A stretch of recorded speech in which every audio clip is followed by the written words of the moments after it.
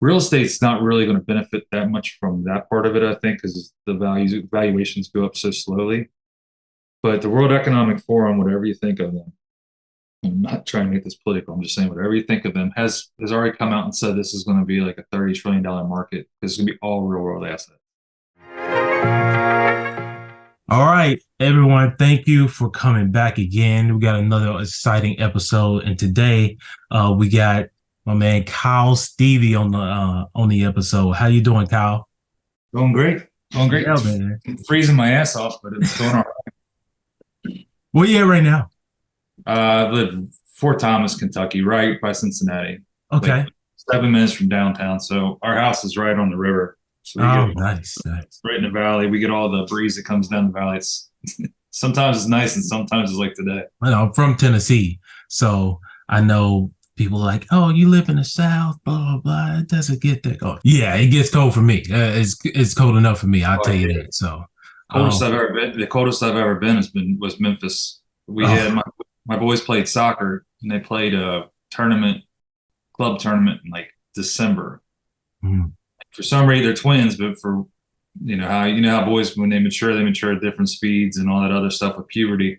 So one twin was on one twin team and one twin was on the other, yeah. and they were both in the tournament. And I spent 7 hours at this complex in Memphis, Germantown, 44 degrees and raining. It was Mm. horrible. Yeah, they could say all they want about Tennessee being in the South, but they don't know what the hell they're talking about. No, they don't. That I'm telling you, that cold, that wind, and it rain. I'm telling you, yeah. it's something different. It hits something different. You got twins too. I got two sets of twins, so Oh wow. we're gonna have to talk about that more offline when we get to it. Yeah, I'm Um, assuming yours are probably more active than mine are today. They went to the bars last night and they're dead to the world currently. nice, yeah. If, like I said, yeah, they are something else. It's fun. It's fun. It is fun, challenging at times as well, but yeah, definitely fun. I want to get the audience to learn and know more about you. So, can you give us a little brief description of who you are, what you're doing, and why you chose the market that you're in, and et cetera, et cetera. Yeah, I got really lucky with my sales career. After college, I'd moved to Mexico for a year just to learn Spanish and had just to give, I guess, my skip year, whatever the whatever gap year, whatever it is, just to get some experiences in life outside of the greater Cincinnati bubble. And so I came back and got into, like I said, got really lucky with the company I got in with, and they just took off like a rocket ship. Just it went from I think I was the 100th guy hired, and now it's unbelievable how big it is. And going through that for about 10 years, we were raising kids, and I went to law school in that time frame just to have something to fall back on in case my sales career didn't go right. I really felt like I was in a good enough spot where I didn't need to overextend myself or what I considered overextension of myself and getting into extra streams of income and passive investing and all that other stuff. I had a 401k, I was fine.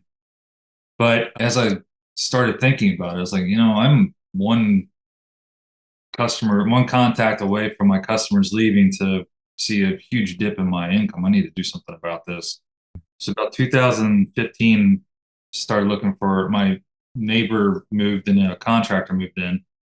And so my new neighbor, he and I were talking about, like what he does, how he's investing, how he's made, assets, his retirement fund. He doesn't have a 401k, he has apartments. And it took me about 5 months to think that that was a good idea as opposed to thinking he was crazy. And so after that, I started to read about it more. I read a book called Multiple Streams of Income or something. And like at the very beginning, the guy was said, don't read this book until you've read Rich Dad Poor Dad. So just like everybody else, I read Rich Dad Poor Dad. Best thing that's ever happened to Kawasaki for sure. Yeah, for sure. But I just I got into the idea, it made sense.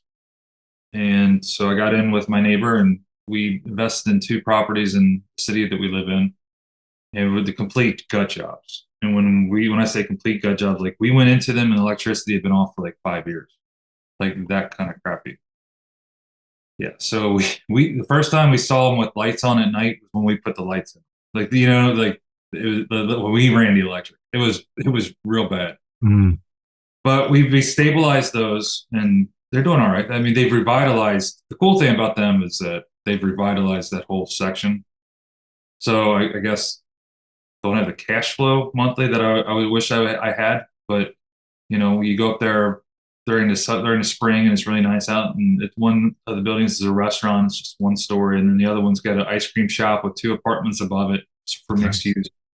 But you go in the patio, and it's like before this was where homeless people went to die, and it was like literally they carried five dead bodies out of this place according to the police. Oh wow. Yeah. So we Yeah. totally revitalized this area, and another couple had come in and done the I guess what you would call the not the linchpin, but the anchor tenant for the district. And so when they came in and did what they did, it made sense to extend it out two more buildings, and now you got a whole entertainment district up there that's thriving. Mm, So after that, kind of overextended ourselves a little bit on that one. I mean, we were always cash flow and positive, but we weren't able to actually take like as much monthly as we wanted to. And so kind of waited for the right idea, right opportunity. Right about 2018, I met. So about 2019, 18, 2008, was it 18? I don't know. I started getting on the bigger pockets finally. So I did all this stuff before getting on bigger pockets. And then I went and I met Joe Fairless through messaging him because I saw he's from Cincinnati. I had no idea, nothing about him. I didn't know he had his podcast. I didn't know about the Best Ever brand. I knew nothing. mm. So I reached out to him. He's like, "Well, I'm not going to have coffee, but if you're really interested, here's our mastermind, group and our my education uh, curriculum." So I paid to get into that. Spoke with Joe quite a bit. Learned about syndication. Learned about multifamilies and how it's really just a mathematical game. So once you realize that it's a mathematics game, when people come into your area, because Cincinnati was kind of late to the game of raising rents, and so as a result, all of the coastal money slowly compressed into the area and took over, like and went Kansas City and then Indianapolis, St. Louis, Cincinnati, Columbus, this whole section of the country.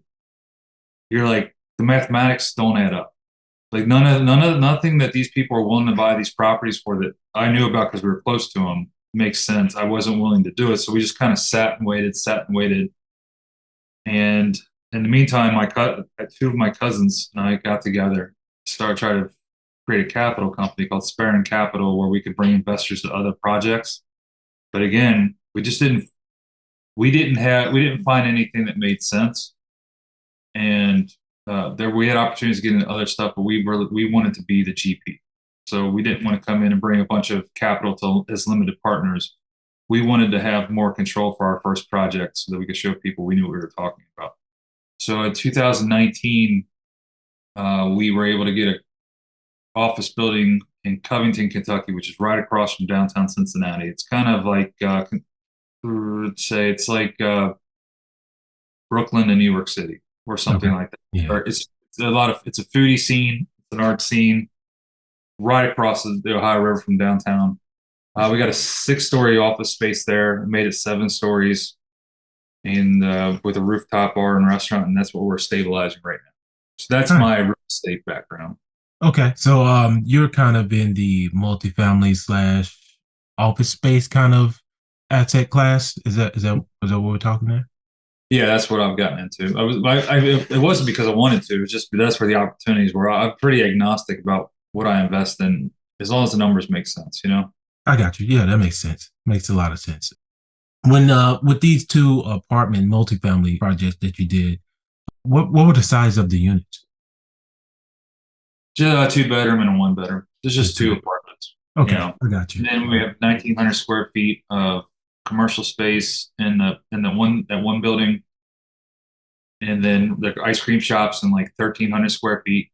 And then the building that we have in Covington is 6 stories, and they're at 4,200 square feet each. Okay, And okay. the restaurant and bar up top. What made you jump into those projects? Like, was their numbers looking right? Did you see potential in the area? Did you see potential like growth? I know there definitely was some value add in there with with the electricity being out for five years, so definitely some value add there. But just what did you both see before moving forward with this project? The two buildings in Fort Thomas were pretty easy. One, the price was pretty sweet. We got one building for $55,000. That's 1,900. That was the 1,900 square feet one. And then we got the other one for 95,000. Okay. So we got like $145,000. We got two buildings for $145,000. With my neighbor being a GC and being the partner, we were doing things at cost.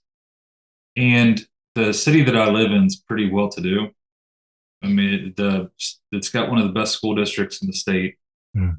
The average income, the median income for a household here is higher than it is pretty much anywhere else in northern Kentucky, and it's really competitive in Greater Cincinnati in regards to having a high income level. So they didn't have an entertainment district. They had a couple restaurants, but you went to that restaurant, and then you left. There wasn't something like I park, have a drink here, or have an appetizer here, or have dinner and then go get ice cream. There was nothing like that in this little strip. And the way the city is built, it's weird. There are two miniature entertainment districts and business districts. Right. They're just not like one. Like if you go to Main Street America, it's not like 7 blocks worth of commercial. Yeah. It's because there's a military fort built up here. So one part is built with the old to be around the service the guys that were in the military, the reservists, Yeah. and the other was for the city. Mm. So we're in the reservist part where it's pretty nice now. It's 4 blocks. It's nothing crazy, but there was a void there. And if you know this area, you know that there's a void there. You know it has money, and people from Northern Kentucky do not like to go into Cincinnati. It's the weirdest thing, and people from Cincinnati don't like to come into Northern Kentucky. That river, the Ohio River, we call it the Ohio Ocean because it's wild. People don't Yeah. want to cross over, deal with parking, and riverfront. The riverfront had a is okay. You'll go there, and they have like franchise type places, nice upscale type places, but it's not like you have like a Denny's or something like that or a Got Waffle it. House. Mm.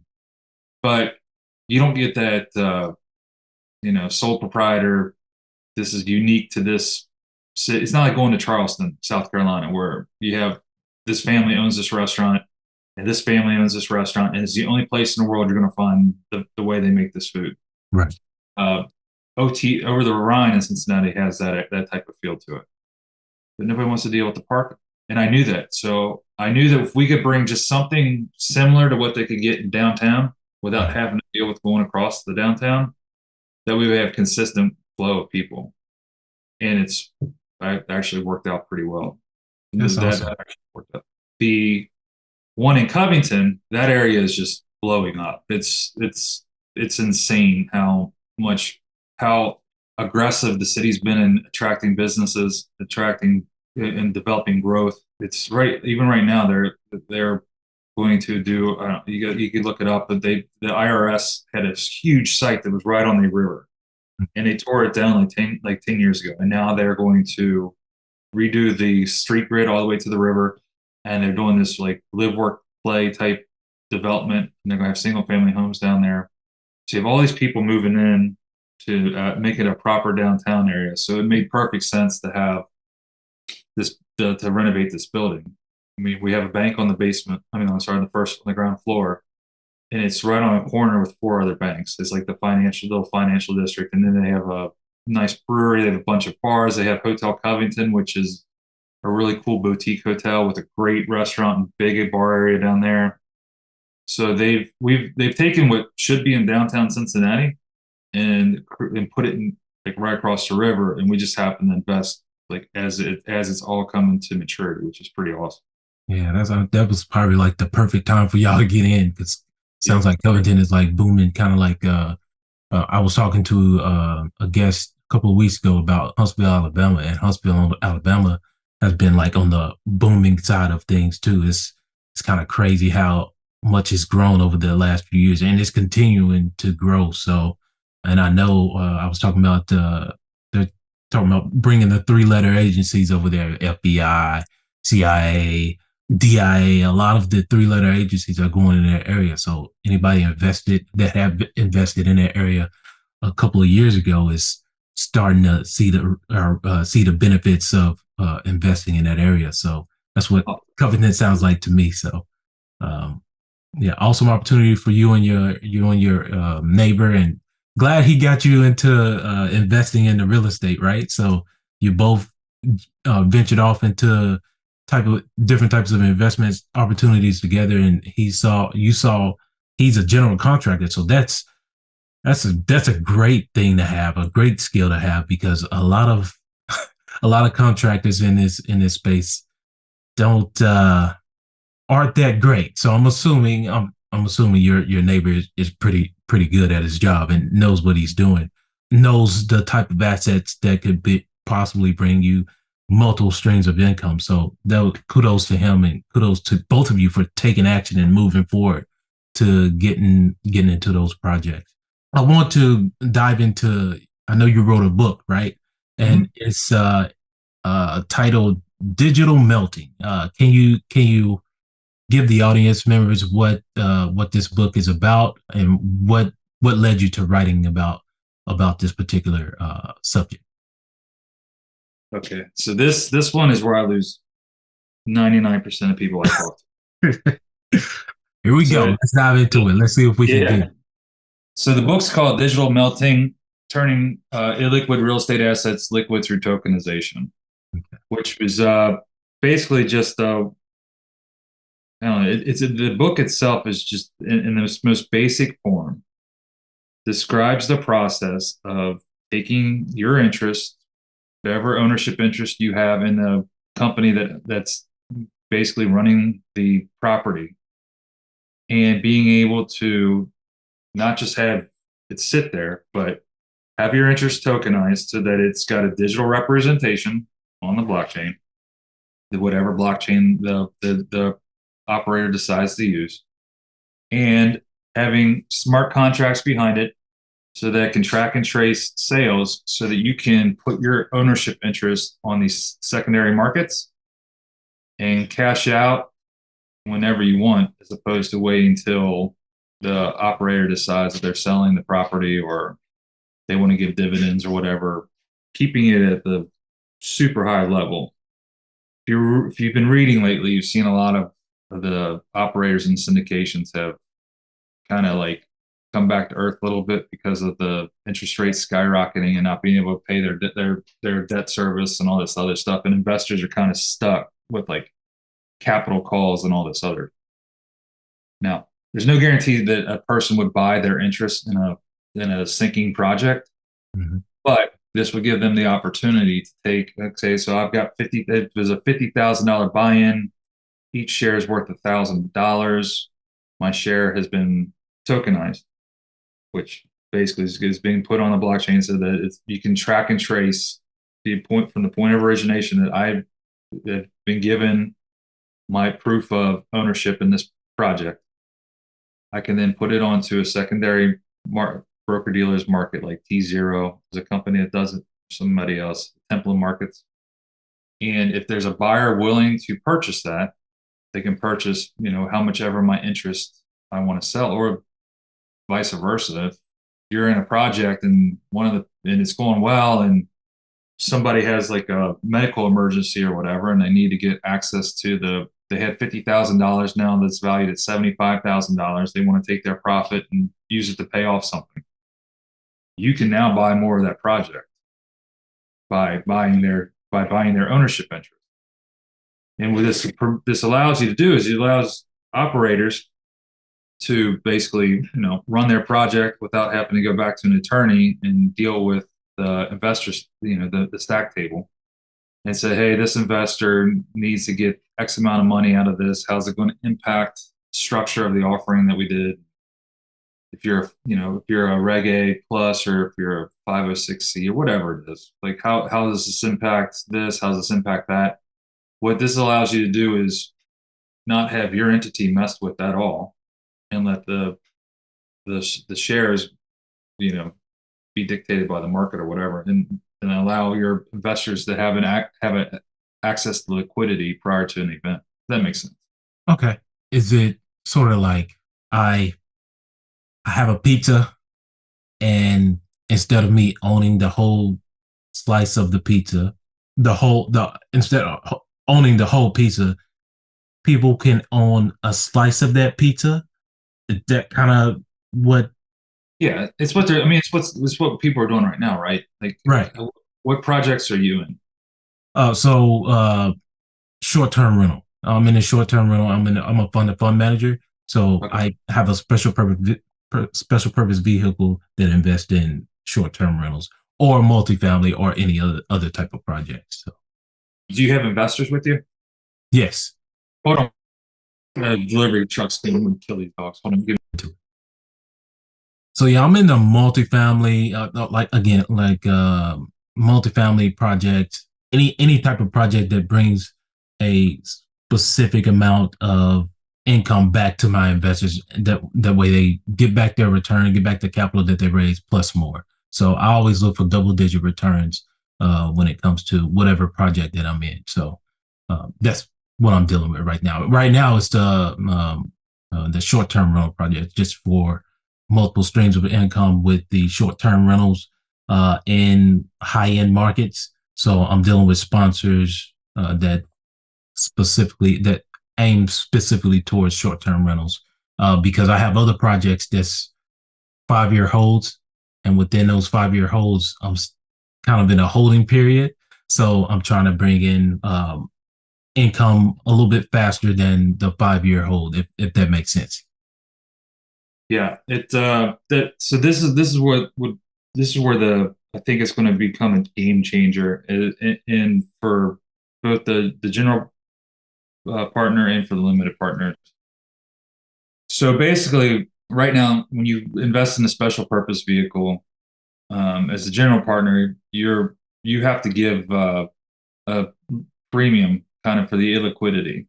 So Right. you've got to offer 10% returns, you've got to offer 11% returns or whatever. And you don't promise, because if you promise, then you have to pay it. And then, but you do the best you can, because if you don't deliver, then your reputation goes to shit and all that stuff. Right. So there's actually a group doing this right now. And the guy would be a good person to interview, Josh Kagan. He's with Bonfire. They are on their own, foreseeing what's coming down the road. They're tokenizing all the projects that they're getting into. So they're going in and they're investing in as limited partners, but within their ownership. So they buy 10% or whatever of the equity or of the offering. They're tokenizing that 10% so that their investors in the future will be able to, as the markets mature, will be able to take advantage of these secondary markets Okay. and get and sell their interest without having to wait for you to sell your property or whatever. Okay. That's I think that's the most attractive thing for general partners, is that you will eventually not have to offer such a high return to investors, because there's not as much risk involved in investing in the property for them. I mean, obviously, there's always going to be a risk, because I mean, you're basically giving someone money and you're getting weekly notes or a weekly phone call, if you're lucky, maybe a quarterly update, and your $50,000 just sits, or your $100,000 just sits, and you can't do anything about it.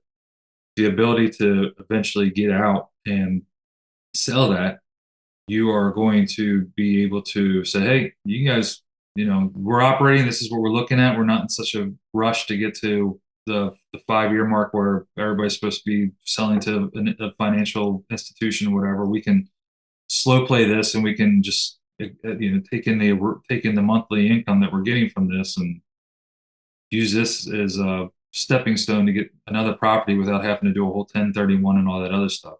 At the same time, general partners, they're gonna see their investor pools expand exponentially, because right now you're pretty much beholden to the accredited investor. you can't have any, but unless you want to, jump through the mental hoops of what does this court just believe as a sophisticated investor? Mm, You're going to stay with accredited investors and all you're offering. What this is going to permit is your new investors. Like, I don't even know how this potentially is always going to play. It may not. There may be a new offering that comes out where the general partner takes all of it, it gets a second bank to bring the 20% down or the 25% down, and then they tokenize their ownership interest, and then 6 months later they open it up to everybody in the world, and then the secondary market, people start investing as college kids. You get $100 at waiting tables or whatever, and you want to own property, but obviously it looks way out of reach. Well, now every week you're buying a share of like these buildings or these mm. properties. That's an So interesting be a way concept. for Yeah. be a way for people that are shut out of participation to build their net worth and their wealth. Mm, And it seems weird and far fetched right now because it's just like just doing this. You're basically just doing the same thing, but you're just offering. You're opening up an extra option for liquidity. Is basically the only difference. mm. So that's what is going to be is what's going to be slow for some people to adopt to is the fact that we're in charge of $1 billion worth of property doing it this way. Why would we want to take on the extra cost of tokenizing it, the extra risk of making sure that all these trades are recorded properly? Mm. That's a real fear. But I think that once people come to the understanding of the security of blockchain itself, blockchain is so tied to cryptocurrency, which scares the shit out of people. They think Yeah, about for think about sure. Bitcoin, they think about Ethereum, but that's got not blockchain has nothing to do with that outside of that's what these different companies have used to is their data system. Mm, And so with the blockchain, you have they're called nodes. You have all these computers that are in a network, and then you have if it's proof of work or proof of stake or whatever. If it's a proof of work network, you have all these computers. They get rewards for running the energy, so verifying these transactions as they take place. So if I sell share A, basically the whole transaction is going to be verified, approved, and then as soon as this block has all the data that it can fit in it, it's closed. It's given block one, and then block two comes, and then when block two is closed, boom, block three. So you see, it's sequential in number.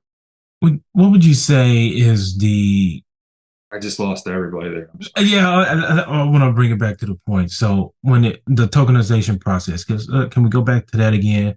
What do you say? How does it transform traditional owners into the into digital tokens? How would you say that process is? It's just you go in and you create your SPV if it's an LLC or or it's incorporated or whatever, Okay. or corporation, sorry, or whatever you have, and you just work with a company to create tokens. Really, it's just this is our investor table. We want digital representation of this. These are the smart contracts that we want to program in. Smart contracts are basically, for lack of a better term, yes, the if-then statements that are programmed in Got it. to your business operation. So you can use it for voters' rights. You can use it for dividend distribution. If October 31st hits, then distribute 25.25 or whatever you're distribute 8% and then you create your like pro rata. You have your investor table. Got it. You're paying off. So that's it. When you're ready to go, you can even, I mean, you do it with properties now if you want. Mm, You can say, hey, I got this. This is my investor table. I want to offer them the ability to participate in secondary markets with their interest here. And then you go and you have to do your, with your 506C, like we talked about before. You have your offering, and then there's that whole you have the whole period from the when you've taken possession of your equity or whatever, and then the issue right now is that there's just no market. It's very very limited. Yeah.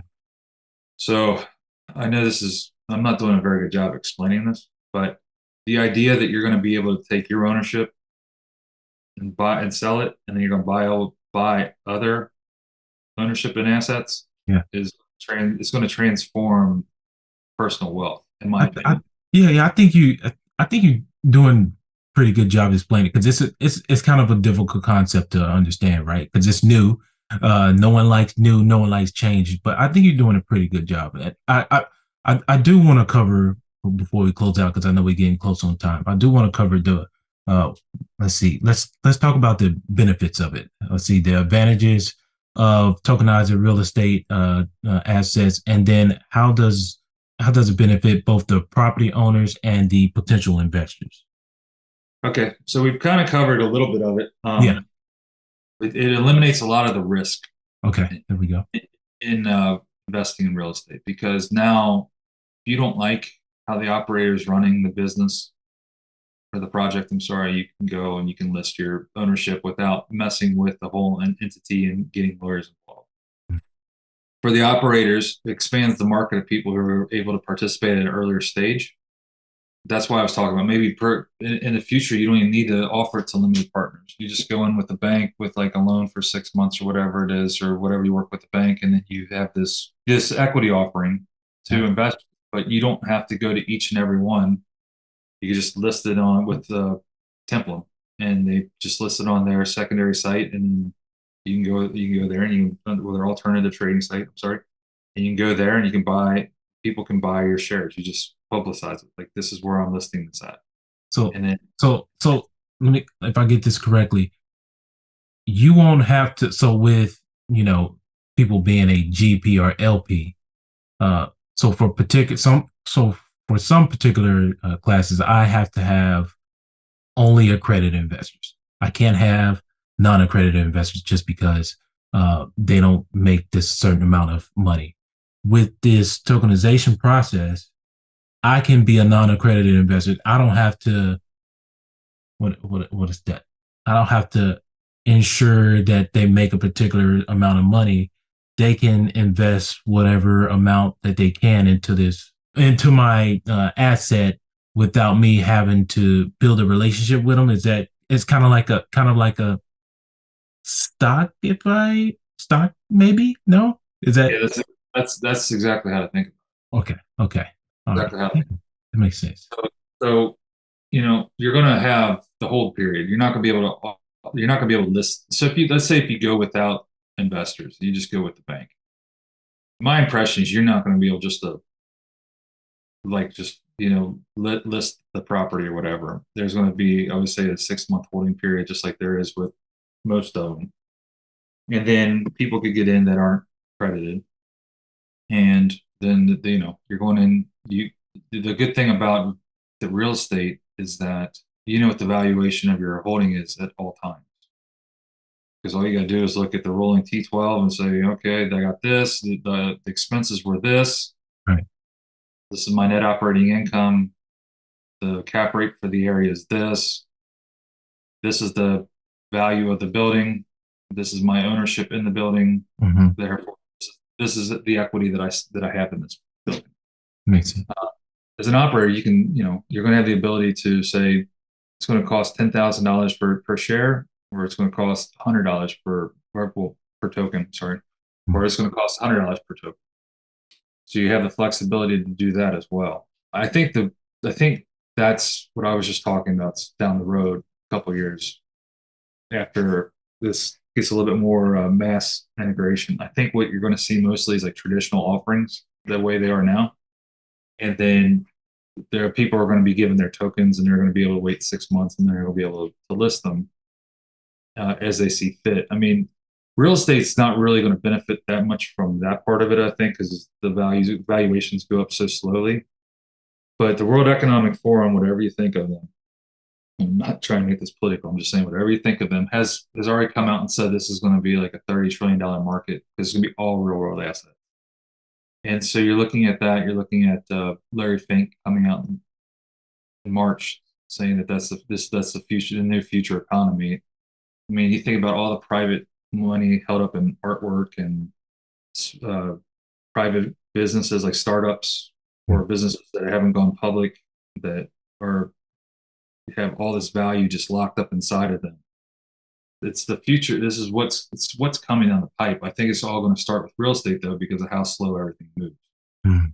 You're not going to have that mass transit. You're not going to have $1 million. I mean, sorry, you're not going to have a million transactions every hour like you're going to have with all these other assets, which is going to be really interesting.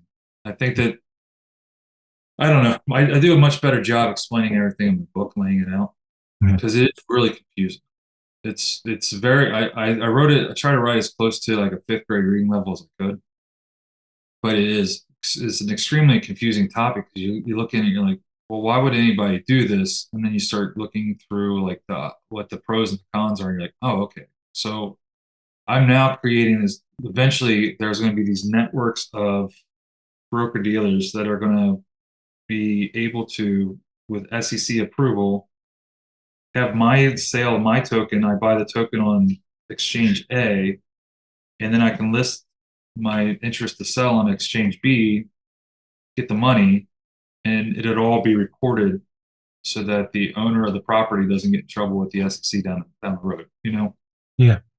it's coming. It's just you know, speed change at the speed of government right now. Yeah, I think it's And a is if you really want to learn about this, I think digital melting, your book, is what you got to dive into. You got to dive into it. I think that's going to be a very interesting read. I'm going to put that in my list of books to read for sure because I think this is the way the future is going to be. I do it. This not you cannot not only do that now. You said you can do that now, but it's just you have to understand the process before you jump into that for sure. But digital melting is the book you want to start is your starting point if you want to dive into this tokenization process through real estate through your liquid assets. yeah, Yeah. I've had some. I've only got 6 reviews on Amazon, so it's not like I'm a New York Times bestseller here. But of the people that have bought the book, even if I don't have anything on Amazon from them, they've reached out and it's they like how accessible it is to the knowledge and how it lays out. I mean, I lay out the first part of it is like what is blockchain through what is fractional ownership, and then the second part is like basically why would we want to do this. So I do the pros and the cons, why you would, why you wouldn't, and then the end is it how, and that's a big section. It's a technical section. I try to lay it out as best I can, and then for investors, I put the appendix is all the different offerings, and I try to explain the offerings as best I can too, so they know what they're getting into when they look at the private placement memorandum and it says that it's a 506C offering, or this is a crowdfunding or Reg A plus or whatever, you know. Yeah. So explaining it right now is very difficult because it's nobody really had not nobody, but a lot of people don't have a background in this. There Yes. are all their blockchain's been like, oh, Bitcoin dropped 25%, or Bitcoin dropped or is up 25%, or Bitcoin's for money laundering and it's evil, or the the future's coming because of, as I tried to explain earlier, the security that comes along, and that's through the approval network, the computer nodes that approve every transaction, and the ability to kick one offline if it looks like they've been breached, as opposed to now you have just cloud-based data retention, and once you breach the cloud, whether it's Amazon or whoever, Microsoft, whoever, you have endless access to a lot of information. Yeah. I mean, all you gotta do is look what happened to Target a few years ago, where 3 million customers, or whatever, had their credit cards taken. Yes. So yeah, that's it's the future. That the blockchain in regards to the security is the future. It's going to provide the government, I think, with enough confidence that they're going to say, okay, we can trust that transactions aren't going to be duplicated because of it. Mm. And once they have that trust, and then you're able to trade seamlessly between different exchanges, I think more people are going to be more intrigued by the opportunity to participate in those markets. I mean, it's not me. It's the guy who runs BlackRock said it, and he's got more money than God. That's true. That's true. Okay, Kyle. I think we'll put a stopping point on there, and If you yeah, don't read, don't get let the the book. audience members just try to get their minds right and like what the hell did I just learn? But definitely, My mom's not. My mom hasn't even read the book. She's like, she made it through the first part, and she's like, can't do it. So I think a lot of people are not going to really give a shit until it like hits. It hits. mm, Oh, okay. This is what he was talking about. well, the important part is it's out there. Like it's not like they Oh can't yeah. go out and learn it. It is out there, and I would highly recommend like if you actually want to get into this, like read the book, give it a try, and don't just sit there and read the first chapter and think you're done with it. Read the whole thing all the way through, all the way into the 100, appendixes. I yeah, think you'll learn something. You'll learn something. only 150 pages, Yeah, it's not, and it's not that big long. print. Big print. So my There you wife go. wanted to, so she could read it. I think that's what the Marine Corps likes: big print, short chapters. Yeah. We're all about that. But yeah, please, again, Kyle, thank you for your time. Let's just get into. Do you have any final thoughts? And then how can people connect with you? Again, we'll also include in the show notes a link to your book for those that want to read it. Yeah. If you want to see it in real world action, I think the best thing you can do is go to Bonfire and check out what Josh and his group are doing there because they're putting it in action in real world. And then go to T Zero, check out the St. Regis. That's called the Aspen coin, but it was St. Regis did a renovation and they tokenized that part of the equity. So it was an $18 million project. They tokenized it so people would invest in it. You see what the actual exchange looks like and what the token looks like and how you buy and sell it. I mean, right now you could go and own a piece of the St. Regis and Aspen if you wanted to. I mean, there are tokens listed for sale, and that's about it. And then I do have a podcast where my co-host is much more interesting than I am. I'm the Ed McMahon or the Andy from Conan to age myself. It's called Side Hustle City, and we talk about all levels of entrepreneurship.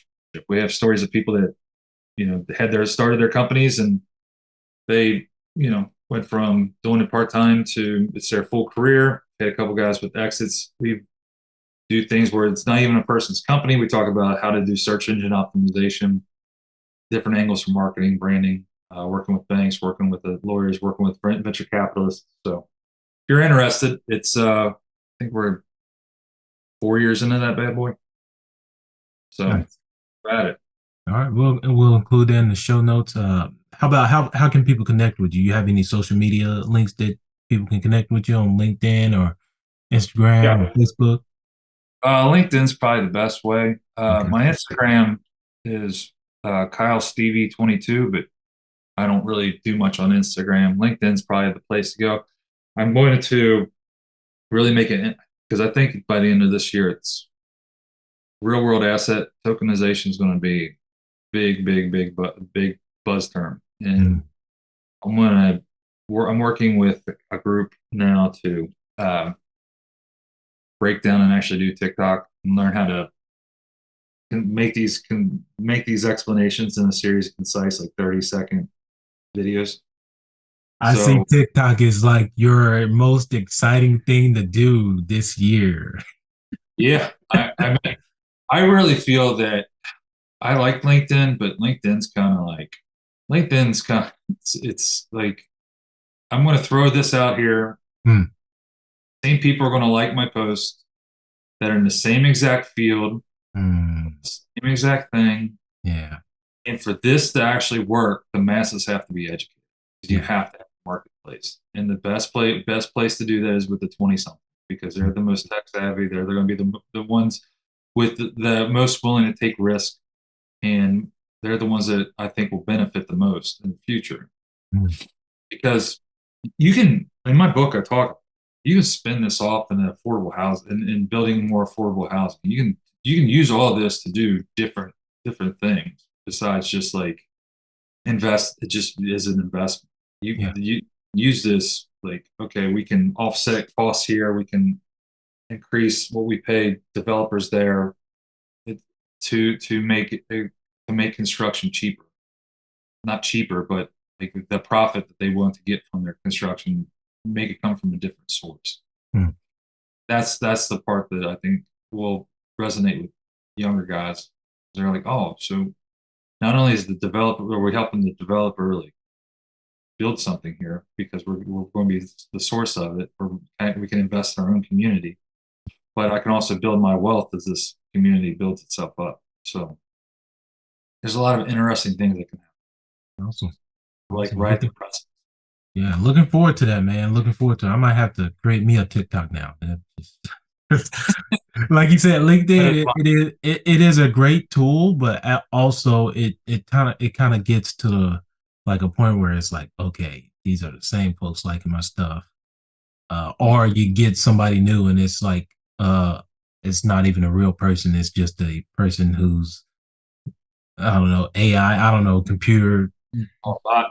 yeah, or bot, some type of bot that's like your stuff, and you're like, who are you, and where you come from? You're like, you don't even have a profile picture, but yeah, LinkedIn is something else. But yeah, I'll probably start creating my own TikToks and all that stuff. But yeah, thank you again for coming on.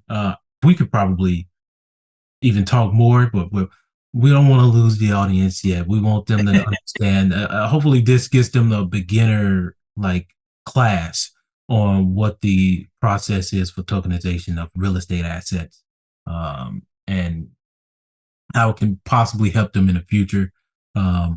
Some benefits we went over, some benefits of it, some of the benefits, some of the advantages that could it be for property owners and potential investors themselves. So again, hopefully this helped them understand the concept a little bit. And if not, we can have another show where we can break it down again, or they can go on your podcast and listen in on some of the things that you and you said Andy, is that his name? Adam, sorry, Adam. You and Adam have talked about on your podcast. So Yeah, thank you for coming on. Yeah, go ahead. if you read this and you have questions, do you want to come on and we can break down like question by question? Okay. I'd be happy to come back on again. That sounds like a plan, man. That sounds like a plan. Maybe you and Adam can come on. But Adam doesn't have anything to do with this part of it. But yeah, Oh, we okay. can He both. just deals with the startups, businesses, and all that stuff, right? Yeah, Okay. he was one of the guys that founded Dot Loop. So he's like he's got more money. He's got more money than knows what to do with right now. Okay. Well, just you then, Kyle. I'll be Yeah. happy to have you on again. Well, I mean, he'll come on. He loves to talk. He'll talk Yeah. all day long. But if you talk about the tokenization, he's Yeah. not really. He understands. He does it, but he understands it. But we could just answer the book. But if you want to come on our podcast and just talk about real estate investing, why you do it, you're more than welcome. Sounds like a plan, man. Thank you again for coming on. I appreciate it. We'll include all the links to your book, to what you suggested, people if they wanted to look at the process, see how it is. Those uh, links that you provided earlier, and also link to your LinkedIn, so people can connect with you. So again, thank you for coming on. Anything else to add? Yeah. Yeah, my phone number and email address are at the end of the book for whatever. Okay. I was like, man, ain't nobody reading this for a while, so I'll just put this in here in case somebody's interested. All right. So I'll look through the book, and you want us to include that in the show notes too, or What's that? The book?